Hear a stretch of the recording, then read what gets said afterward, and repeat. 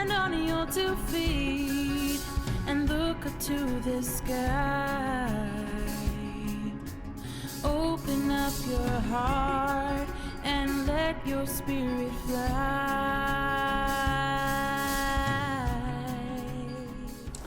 Well, hi, I'm Bob Noonan and welcome to Stepping Out. My co-host here. Hello, I'm Roger McDiarmid. Welcome to Steppin' Out. And I'm Bob Noonan. So, Stepping Out is, if you joined us on our initial podcast, it's something we developed years ago. Roger and I have been teaching this for over 20 years. We take the 12 steps of AA and we actually go back to Dr. Bob, Bill, Dick B. did wonderful research on this through Dr. Bob's son, and how every one of those steps has a biblical reference. And so what we try to do here, or attempting to always do, is bring hope and healing to those that are addicted. We don't stop there though, because alcoholism and drug addiction affects a wide circle of family and friends. So Stepping Out also is a group. We come together with recovering addicts, sometimes they're adult children, and their spouses that might be more Al-Anon prone, which means codependent. Everybody's wounded, and we give a chance that everybody can be heard, and in that we can see. Now I just got to say, Roger, it's not just the addict that hurts the family. The codependent, as been written, is just as sick as the addict, if not sicker. And we'll get into that in future dates. Father Joe Martin made that statement 20, 30 years ago. He'd never met a codependent who was healthier than their spouse. Yeah, definitely. Yeah, it's a family disease for sure. It affects everybody in the family. Well, and I think sometimes what happens is all the focus goes on the addict because, you know, it's kind of like Pigpen in the cartoons. There's this swirl of dust wherever they go. Hey, but today we have a very special guest that Roger and I want to interview. He joins us here. His name is Atticus. That's not Atticus Finch, if you remember To Kill a Mockingbird. But Atticus, real quickly, you were named after him though, weren't you? Yeah, as a matter of fact, my dad loved the story, loved the book, and in '72, the mom didn't have much say in my name, so my dad said, we're naming him Atticus.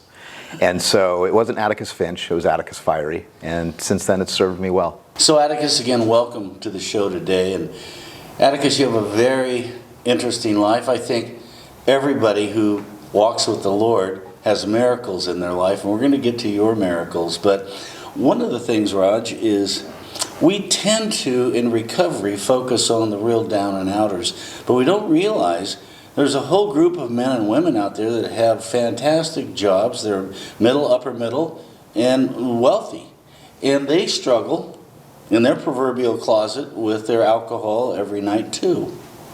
Indeed, I'm that guy.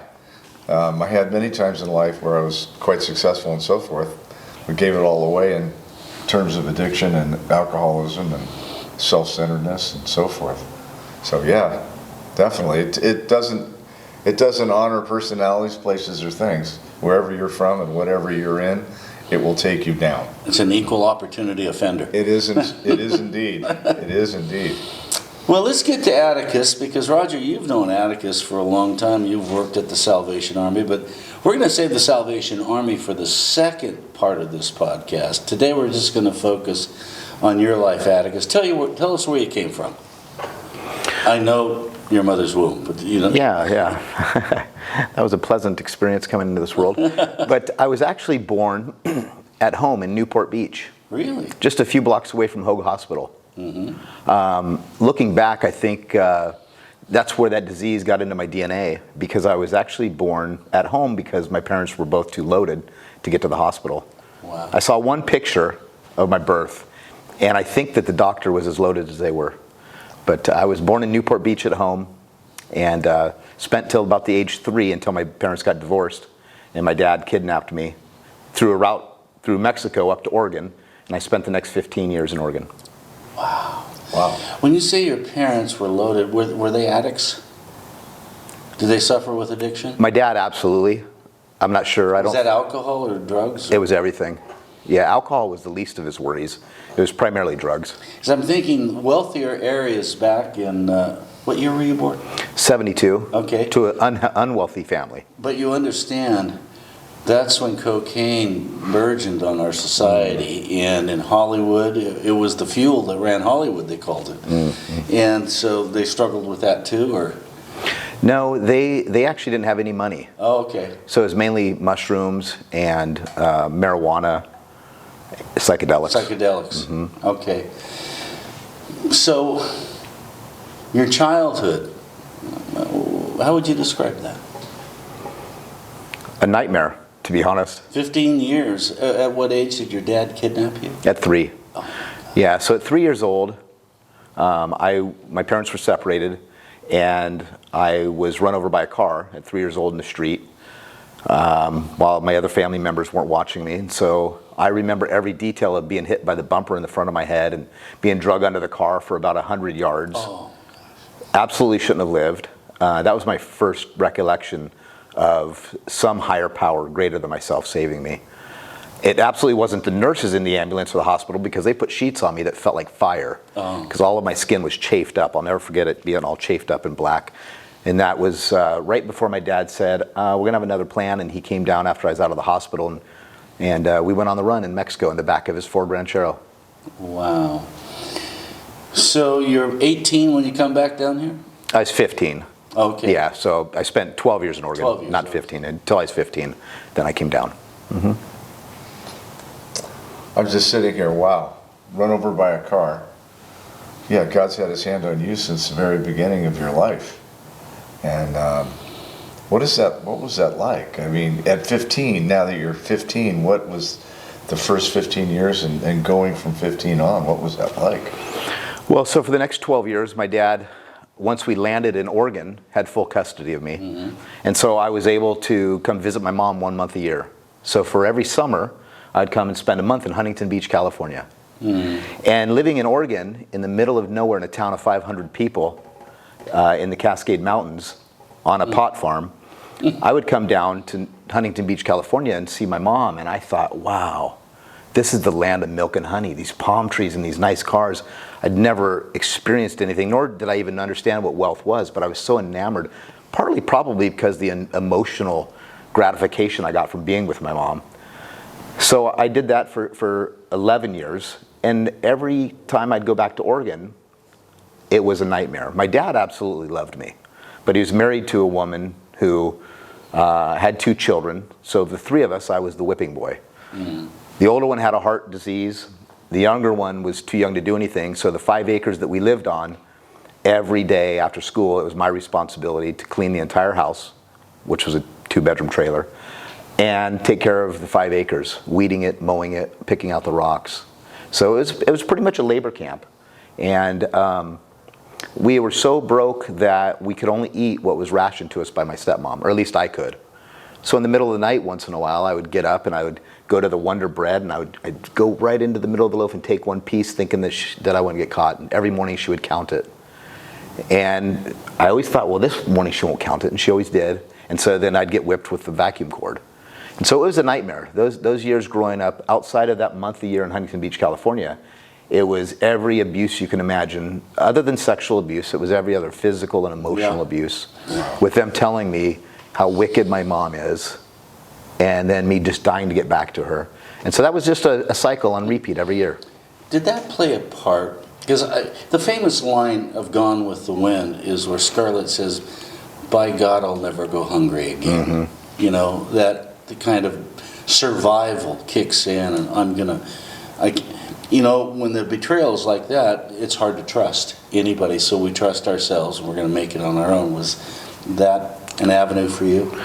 Yeah, and I don't know, we probably all played silly make-a-wish games over any conceivable type of situation, but even as a tiny little kid, I can remember picking those white dandelions and blowing it, making a wish, or stepping over a crack, just silly made-up rituals that I'd always make a wish. And even at a young single-digit age, well before I had any understanding of Jesus, every wish I had was that I wish to be a millionaire someday. I wish to be a millionaire, even at a young age. And I couldn't articulate why I thought that, but looking back, it was because I wanted to have the power and control over the circumstances of my life and not other people. So you moved back down here, and you probably had several jobs. Did you graduate from high school here? Or? No, so I moved down as a teenager and lived on Skid Row for a while as a homeless kid. At what age? 15. Mm-hmm. Downtown Los Angeles? Yeah, on Skid Row. So I took a Greyhound bus from Oregon, and it dropped me off at the Greyhound bus station in downtown. And I called my mom. We had talked 3 days prior. That was the plan my whole life. At 15, you can come live with me, is what I was told.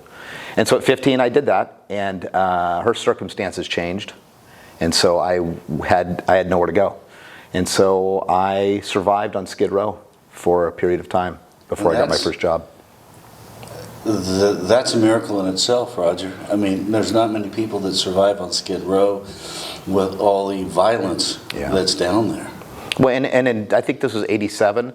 It was a different Skid Row. It still was dangerous, but I think it was quite different than it is today. It So wasn't. go ahead. It wasn't on San Pedro Street back then. It was 4th and Main, wasn't it? I forget the exact street. It was right around the Greyhound bus station. Yeah, because now the Union Rescue Mission is on San Pedro Street in Los Angeles. But go ahead, Roger. Did you have a sense during that time that you were so driven to overcome whatever obstacles you faced to get to the next step, if you will? I mean, was that part of your... You went through so many things that were terrible. Did you have a sense that nothing's going to stop me from succeeding?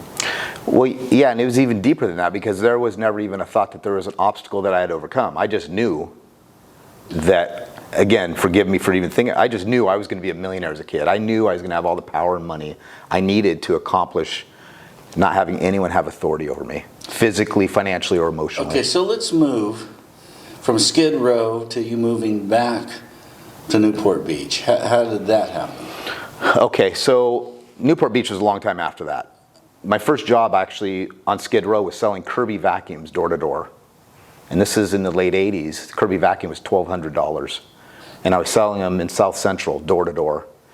And finally made enough money to find my brothers. I had some brothers on my mom's side that lived in South County in San Juan Capistrano.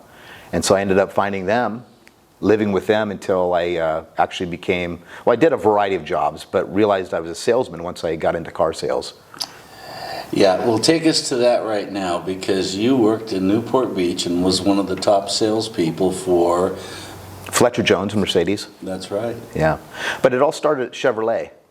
Okay. And here's the only reason I took the job at Chevrolet is I was actually a bank teller, and I had #1 in the nation for opening up the most new accounts.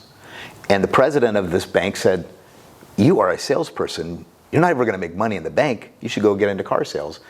So the only reason I took this Chevrolet job at Tustin Chevrolet was because back then it was the wanted ads, and the wanted ad said guaranteed 3-month income, $1,500 a month for the first 3 months, or commission, whichever's greater, no experience necessary. Actually, no experience accepted. So in my mind, I thought there's $4,500. I qualify. I qualify, and there's $4,500. I was only thinking 3 months out. So I thought there's $4,500. But my first month I made $1,550 in commission. And that first year I made over $130,000, and I was 18. 18? Yeah. Then when did you transfer over to Mercedes? A year later, I went to Fletcher Jones, Mercedes-Benz in Newport Beach. And you had told me, this isn't bragging, I'm just showing you, you were making $500,000 a year. Yeah, 450. Well, Yeah. who's going to quibble over 50? Yeah. But,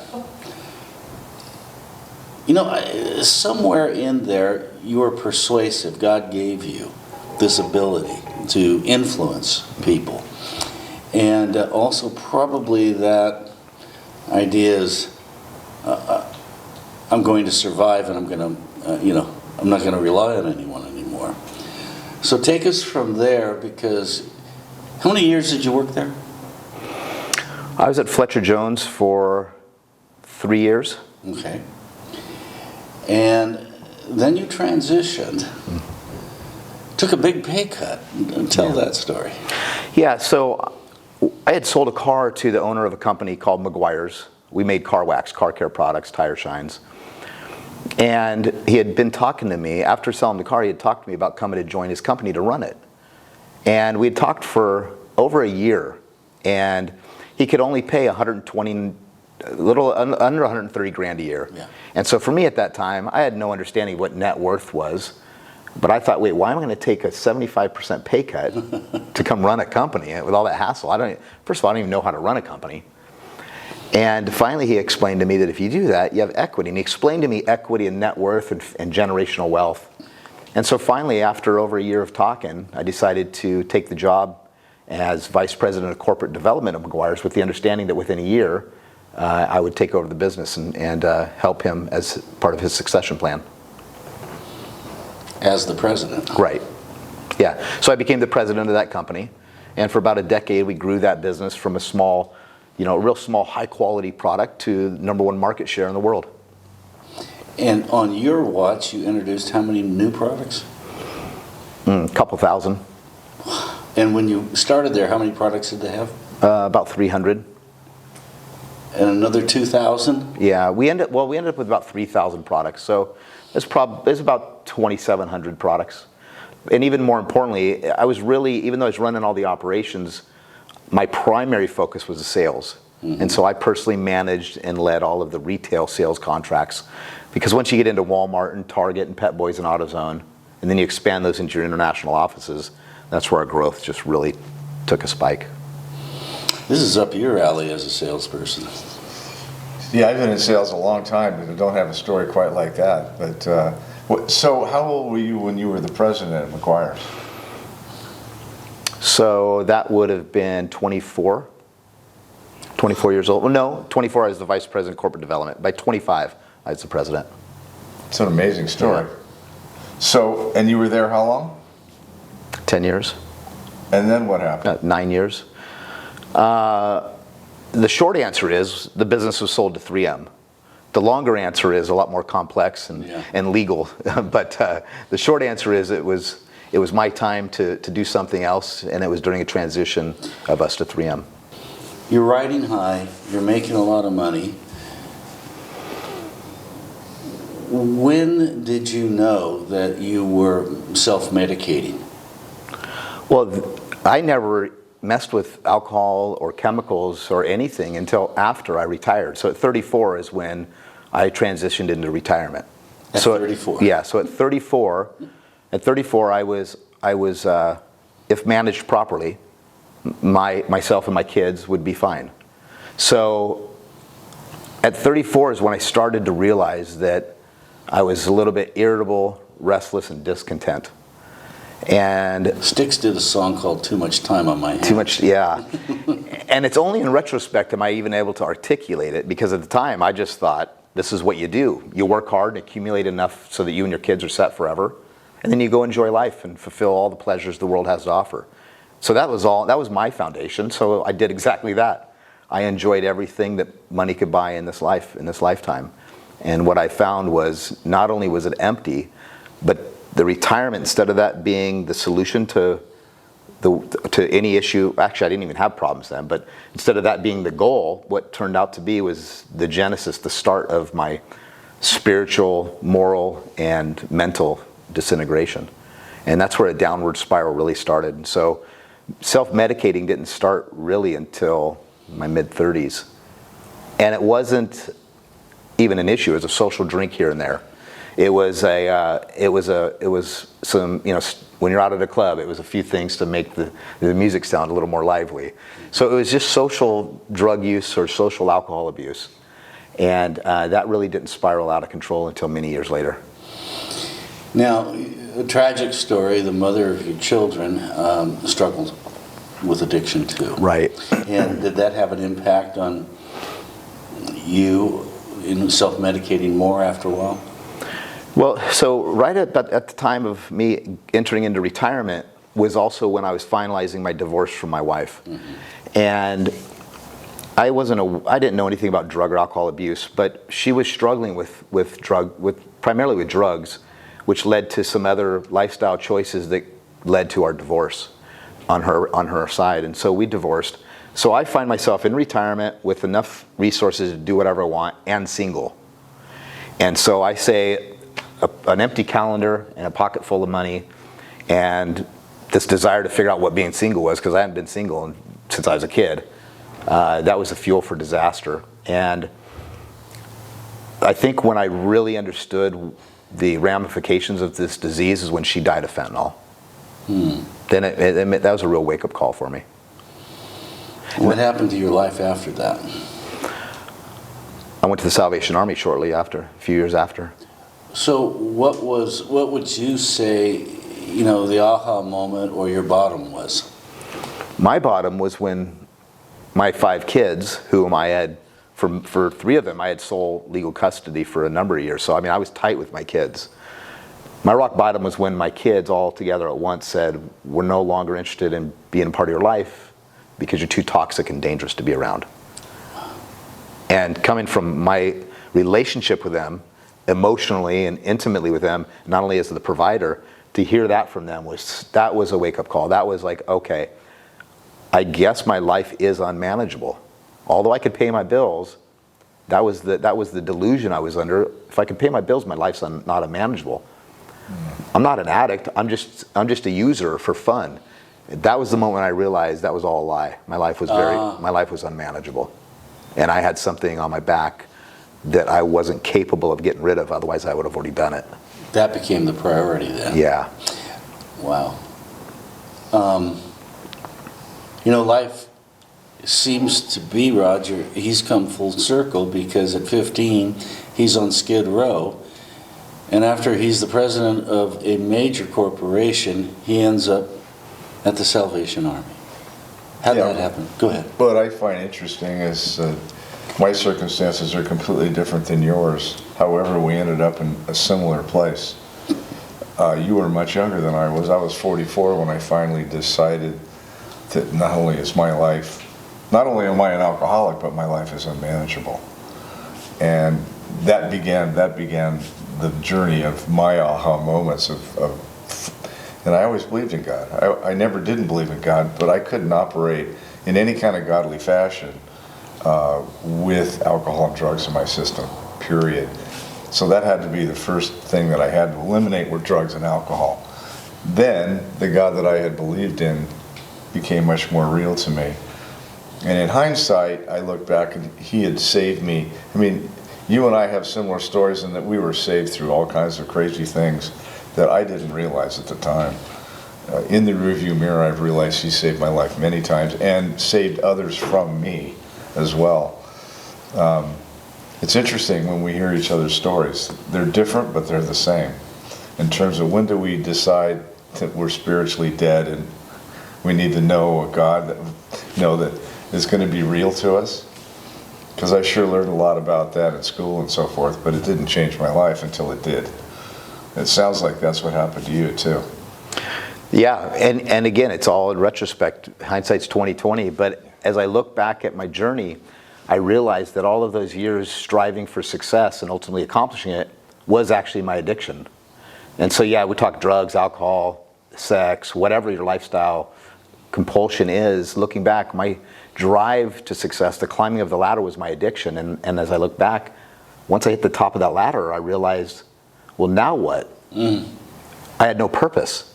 And so that led me then from 34 to 48, a 14-year journey of slowly but surely progressively getting to a point of an addiction. But for many years there, it was not an unmanageable situation. It was, again, social or for fun once in a while.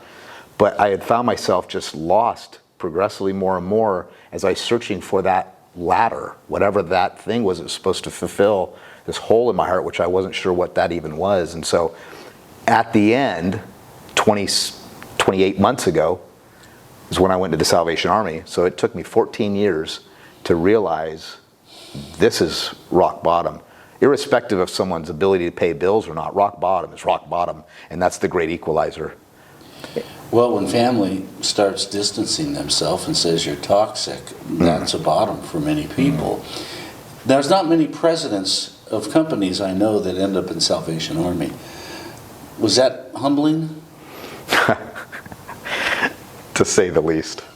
Yeah. So, people ask me, and in the program I didn't, 'Cause you could have gone to Malibu. Well, yeah. Well, that's where I was going to go with this. People would often ask me in the program, "What are you doing here?" Either A, you're a liar, or B, well, you got to tell us what you're doing here at the Salvation Army, a free program that typically folks are there because they can't pay for something, right? Well, the part I didn't tell you is when, prior to my previous wife dying of fentanyl, which was an accidental overdose, by the way. She thought she was taking an OxyContin, and it had fentanyl in it. But prior to that, we had spent tremendous amount of resources and time on all of the best clinics, rehabs, Betty Ford's, all of it. And she ended up, rest in peace, passing away.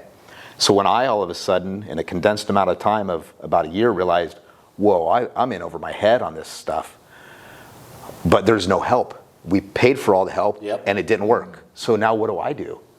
And that became, between my kids letting me know that they didn't want to be in my life if I was going to be like that, and my realization at the time that there was no help out there because I tried, then I started to believe the self-pity, and I started to convince myself, you know what, the kids would be better without me.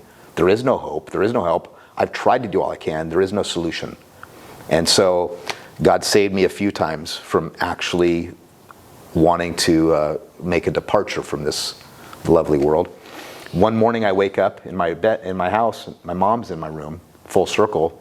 My mom and I had become great friends after that situation as a youngster. She goes, "Atticus, do you know what you said to me last night?" She let me read the text, and it was something that a mother should never have to see her child say about leaving this world. Fortunately, I drank about a gallon of vodka and passed out and wasn't able to do the things that I told her on text that I was going to do. And she says, "You need help." I said, "I know. How? What?"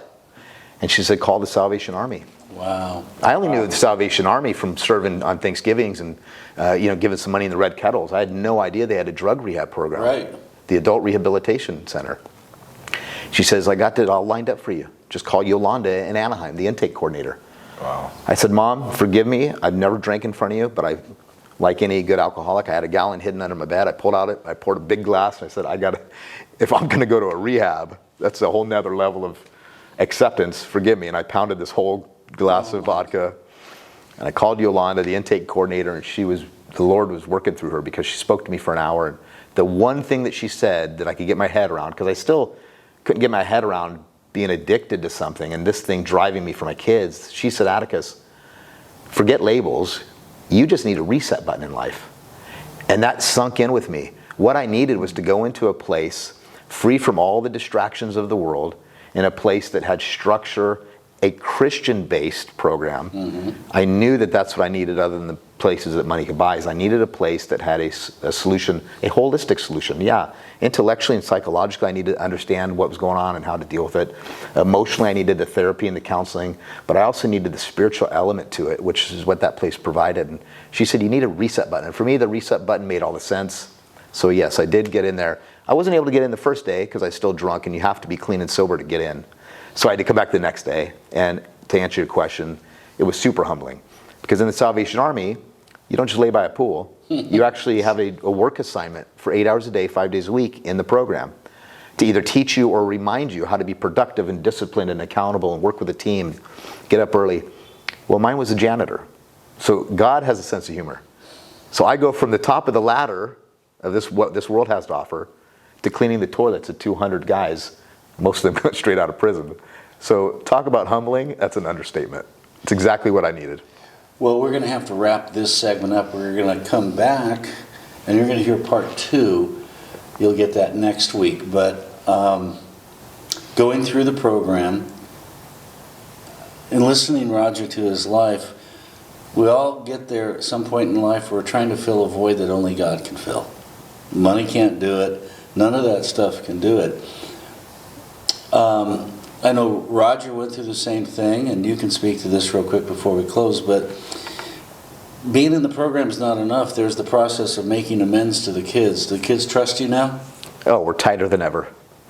They believe in you now. 100%. They see the real deal. Yeah, and even more importantly, their spiritual walk is stronger now because of what I've went through and what they've witnessed than it would have been. So I believe it was all part of God's plan. Wow. It's a testimony of God's love for us. right? He loves us until we can begin to love ourselves, and then we learn how to love others, as witnessed by your kids. I have a very similar story in all of that, and man, it's just interesting that we meet at Salvation Army, because we have a mutual friend that had been telling me about you for years, like 12 years, and I didn't meet you until you were at Salvation Army, and here we are now. We're joined in ministry work together, and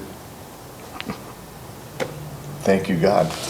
Well, that scripture where Jesus tells the apostle, just as the Father loves me, so also do I love you. And I've said it in Stepping Out many times. If we could wrap our head around that, it would change our lives. So we're going to get the second part of this and find out what happened to Atticus and what work and what ministry he's doing now. So for Bob Noonan And Roger McDiarmid, this is Stepping Out. We'll see you next time. God bless you all. take care. You don't need another score. Don't try to run away. It's the dawn.